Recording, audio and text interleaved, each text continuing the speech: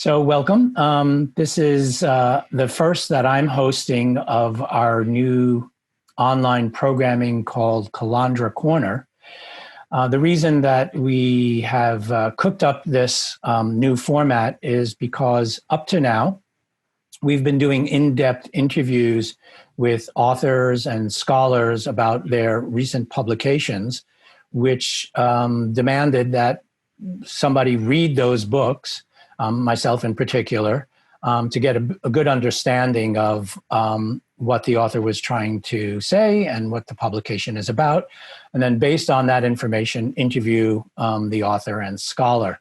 That's been a rather laborious, taxing way to sort of replicate the Calandra Institute's public programming that was happening before the pandemic.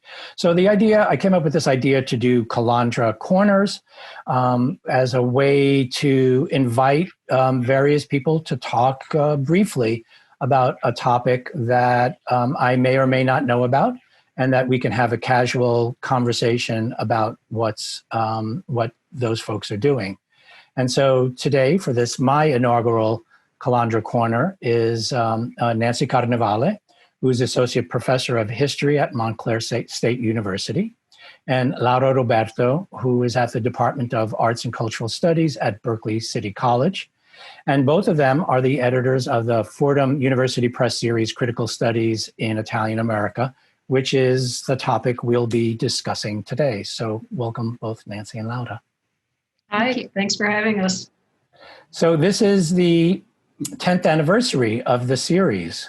Tell us a little bit about, how it came about, where's it going, what's been happening, and what you see as its future. So I think I'll start us off. As you mentioned, this is the 10th anniversary of the series, and we had hoped to mark it actually at the yearly Italian American Studies Association conference that I think was supposed to happen last week in Pittsburgh and has been, of course, postponed. And so we're pleased to have this forum to kind of remind people of the series and to kind of acknowledge it and reflect on where it's been and where it's going. We're excited to kind of have a moment to chat about it and on this new program that Calandra has to kind of look back on the series. And yes, we launched the series with Fordham University Press 10 years ago in, I believe it was officially the spring of 2010 when we launched it. And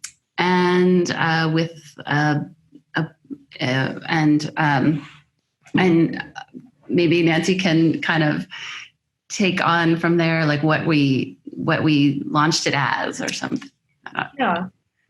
Yeah. So as you can tell from the title, Critical Studies in Italian America, the idea was to have a series that would include critical scholarship in Italian American studies. So while we do publish critical works on literary criticism, let's say, we do not publish literary production per se. And from the start, we very much wanted this to be highlighting works in multiple disciplines. And that's reflected, besides the fact that Laura and I are in different disciplines, it's reflected in the composition of our board, which includes people from literature, cultural studies, history, film studies, etc. And so in addition to including works in a variety of disciplines, we're also very much interested in interdisciplinarity within the various works that we publish. Not all of them are interdisciplinary, but some are. We, even though the focus is on Italians in the United States, we're very much interested in a comparative approach to Italians throughout the diaspora, and also transnational approaches to the subject. So it is not strictly focused on Italians in the United States. And I guess another characteristic of this series is that we are, not so much interested in publishing just books that are about Italians in America. We're interested in engaging with questions that are of interest to other sort of the larger fields within which Italian American studies operates. So books that are going to engage with questions of interest to ethnic studies, migration studies in the larger sense, questions of identity, for example, that are very much animating those fields. So these are some of the ideas that we had when we started the series. And we've been really happy to see how the books in the series have really become part of a larger conversation that Italian American studies is having, as Nancy said, with kind of other related and kind of crisscrossing disciplines that's really kind of pushing the field of Italian American studies in exciting directions within like American ethnic studies, but also within like transnational studies, and engaging with work that's being done that's coming out of Italy, but also coming out of Australia, and hopefully and out of Greece, and elsewhere, so that we're like, it's been really great to see that the books are very much representing the very new and kind of larger dialogues within the field generally. And we have 9 books in the field that have been published in the last 10 years. And they really just perfectly reflect what we hoped the series would do when we kind of set out a mission statement 10 years ago. They collectively cover so many different disciplines, from history, visual arts, film, literature, folklore, material culture. I'm sure I've forgotten something there. And similarly, they kind of just capture all the like nodes that Nancy just mentioned. They are multidisciplinary, they're interdisciplinary, they're international in multiple ways. And they also come from a combination of scholars who are senior scholars in the field, as well as early career scholars. And we have a combination of single authored books as well as collected, edited collections. And we hope to kind of just, continue pushing the series in this way. Yeah. Could you give us an example of 1 or 2 books that enter into this kind of interdisciplinary crisscrossing dialogue that you've been talking about? Yeah. Well, our most recent book, the book that just came out in 2020, actually, is John Fante's Ask the Dust, a joining of voices and views that was edited by Stephen Cooper and Clorinda Donato. I think you guys see it there? Yep. And it came out just maybe about 6 months ago, unfortunately during the pandemic. So a lot of it's kind of the ways we hoped and the editors hoped to kind of roll out the book has been a little bit postponed. But it's a really great example of what we're talking about, I think. It takes the novel, a single novel by an author, Ask the Dust, which is this really particular novel in his oeuvre, because it's a novel that it came out in 1939 and then it was reissued in 1980. And at that reissue, it kind of sparked renewed interest in Fante and Fante studies, not just in the US, but also in Italy and elsewhere. And then about 20 years after that, Stephen Cooper wrote a biography of Fante, and that, as well as a number of other conferences and publications around Fante, really has kind of increased and continued an interest in him and his work. And what this collection does is kind of in a way, uses that development around an interest in Fante internationally, and then kind of encapsulates it in how people have embraced and dialogued with the one novel, Ask the Dust, in this very multidisciplinary way. So the collection has a number of scholarly articles by, again, kind of leading voices, as well as kind of up-and-coming voices within scholarship around Fante, specifically around Ask the Dust. But it also includes primary source material that hasn't really been circulated before, and uses that to kind of offer the reader even more ways of entering into a conversation or a kind of broadening knowledge or study of Fante, and then specifically of this novel. So that is a short version of like what that one book does, but I think that it kind of speaks to the kind of like dynamic work that all of our publications have. Mm-hmm. I wanted to highlight another recent book, Danielle Battisti's Whom We Shall Welcome, Italian Americans and Immigration Reform, 1945 to 1965. It's categorized as a work of history as well as political science. Really excited to have this in the series. It just recently won for 2020 the Immigration and Ethnic History Society's first book award. So that's really the premier book in the field of migration studies nationally. And it's an important book for a couple of reasons. It looks at the very understudied topic of post-war Italian Americans that has been highlighted recently by Jo and Lauda's work as well.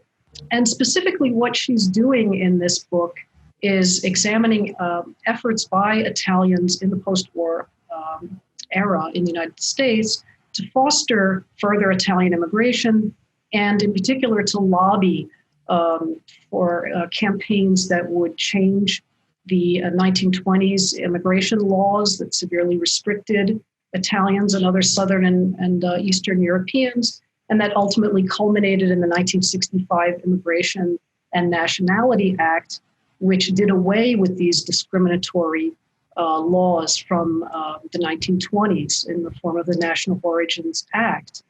So her intervention is this, that typically that reform movement was looked at in the context of the civil rights era, and that sort of moved towards, away from discriminatory legislation and practices. But what she finds in the campaigns of Italian Americans is that what was really a big motivator was the desire for Italian Americans to do away with this earlier restrictive legislation, which classified them as undesirable. So that was still on the books from the 20s until the reform of 1965. But so it also highlights the fact then that this was less for Italian Americans a question of allying with that progressive impulse of the 1960s, and more towards kind of solidifying or enhancing their own position, which within mainstream American society. So quite an important book, and just a great piece of scholarship in terms of sources and the argumentation and the writing. So another book. Yeah, it was a delight. I read Danielle's book and really enjoyed the information that she provided, and the way in which she did her prose was really enticing. Lauda, you just featured a book about literary criticism. Your background is in literature and cultural studies. Nancy, you just featured a book by a historian. Could you tell us a little bit about what the dynamics, and not to get into anything personal, but what are the dynamics as editors with your two backgrounds in selecting or soliciting various publications for the series? Like what's that about? How does that work? I mean, I think it's been a real strength, I would say, of the series that we each bring our own perspectives, disciplinary, scholarly perspectives. And I think, typically if a book comes that is more in one purview, of ours than the other, we sort of, that person weighs in. I mean, we both weigh in, but we're able to kind of check that way. I mean, I certainly rely on Laura's expertise, for anything coming in her department. I don't know. What else could you say I think that it's been a really great way to kind of show the benefit of collaborative academic work, because we are trying, because Italian American Studies is by definition an interdisciplinary field. And so we really kind of, I hate to use the word pride, but we pride ourselves on having a series that reflects that interdisciplinarity. And so we pull from our multiple strengths as scholars in trying to kind of vet or have the first level of vetting, kind of what kind of comes to our email boxes. And also just in kind of the various steps involved in the review process and the publication process. And certainly, as Nancy says, we're in communication and we both kind of weigh in constantly, but we definitely kind of play to our strengths when that makes sense to do so, and it's been, and I think it's not only great, for me as a scholar, because I get to have these really great conversations with Nancy about some of the work that we kind of come into contact with that I might not otherwise have. But I really think it's a wonderful way to kind of push the discipline in the way that we think it should be pushed. Like, part of what we're doing is shaping the field by the books that we publish. And we try to take that responsibility seriously. And I think part of that comes from the fact that we are embracing these multiple disciplines in how we talk about the material that comes before us. Yeah. I should also add that, our editorial process is fairly rigorous. And, we've been really pleased with our approach. I mean, Danielle has won an award. We've had a couple of other authors win awards. We've had some media attention to some of our authors. So, we're kind of, we're pleased with how the series has been moving forward. And as Laura said, moving the field ahead, shaping it and moving it forward. I think one of the important things about the series and Fordham University Press in particular is that the books go right into paperback. Mm. And so they're not... Sometimes there's a delay between hardback and paperback, but yes, in almost all cases, they're simultaneously published, but occasionally there's a little delay. Yeah. I mean, that's really important because with a number of presses, I mean, the prices are so exorbitant that, it prohibits sort of access to some folks. And I think one of the things that I really like about Fordham University Press and of course the series in particular is the idea that they, if not immediately, soon after, go into paperback. I think that's really critical.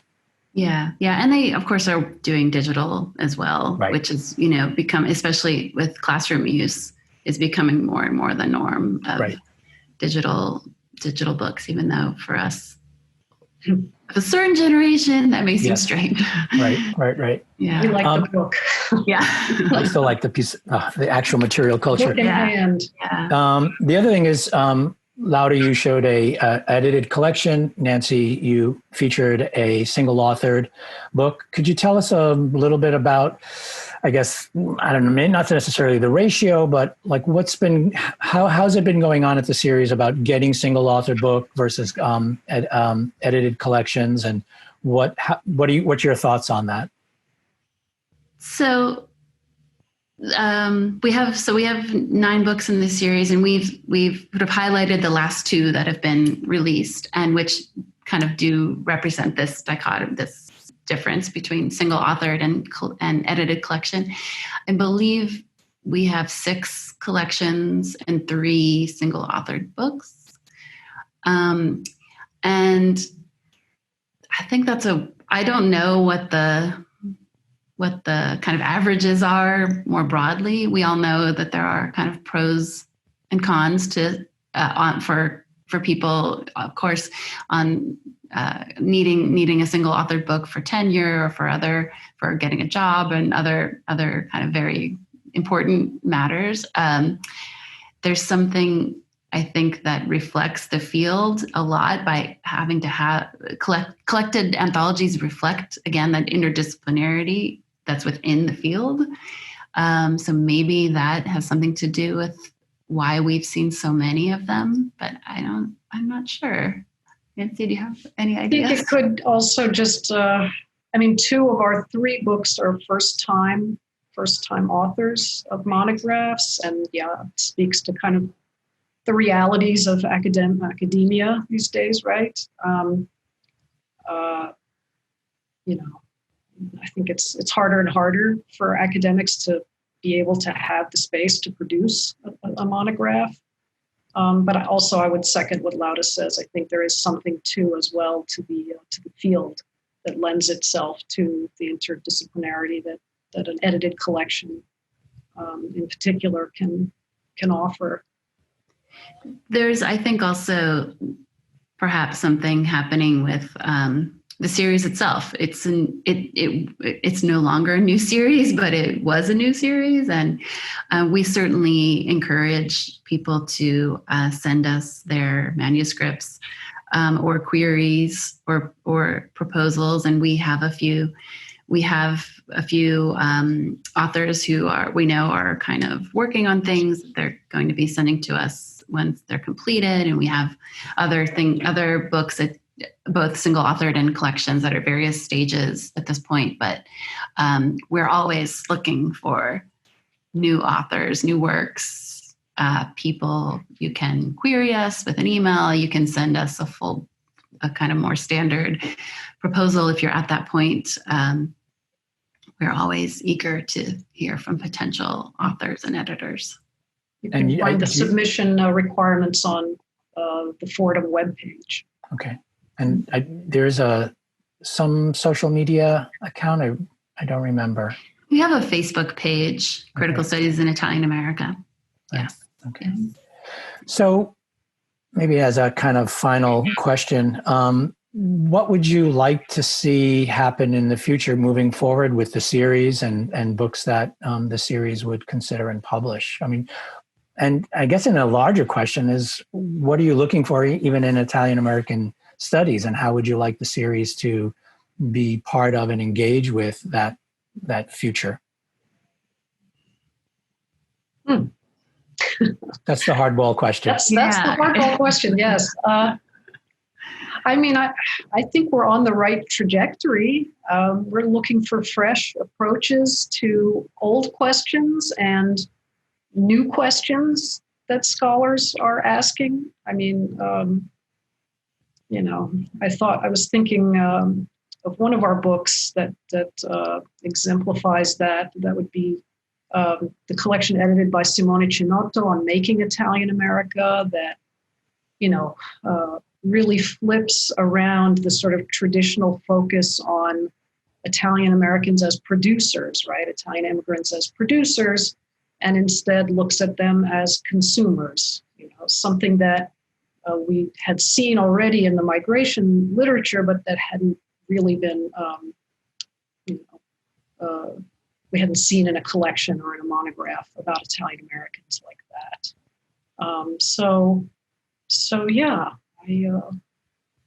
I think that's kind of our guiding principle, is to look for the new.